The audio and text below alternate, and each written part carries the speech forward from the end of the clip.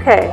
And so Verónica Loewen Elías has a story for us about Mennonite education here in Chihuahua, and a little bit of a gap that happened in access. And so, yeah, tell us a little bit about what happened. So there was some families that had left the traditional church already and that were open to education and to getting more education for their children.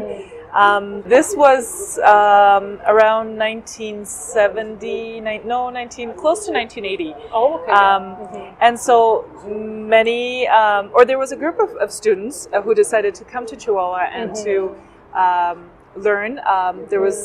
I know there was a few that became a nurse. There was probably more than that, but there was a group of students. And one father was warning his daughter that, not that he was personally against it, but that she should be careful not to fall in love with a Mexican, because that would make a stop at the wanting to become more educational. Because they would be like, no, if we send our children to Chihuahua, they'll marry Mexicans, and it's not going to work. And interestingly, this did happen.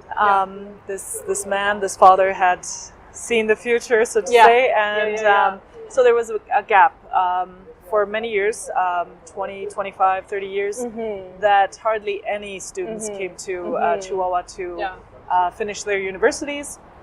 And so now, thankfully, they're starting again. Like Andres mentioned before, this is the year that I think most Mennonite students have come to study here in Chihuahua.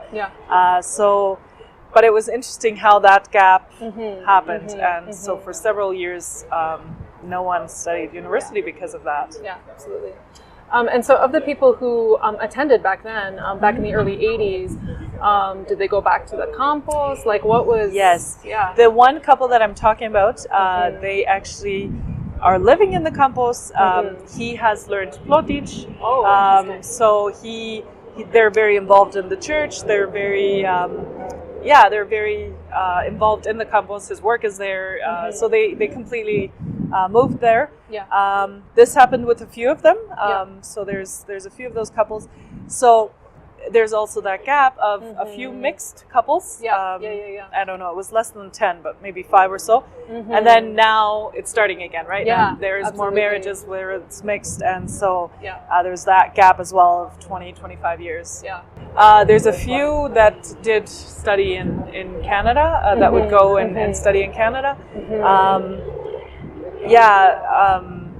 They would, like CMU, SBC, and even Kansas. When they would study in Canada, or also there in Kansas in the United States, oftentimes would they stay in Canada, or they come back, or... Most of them did come back. I have a few people in mind, and they all did come back. I'm sure there's a few that probably stayed, but I would say that most of them did come back. Well, thanks for sharing that story. You're welcome.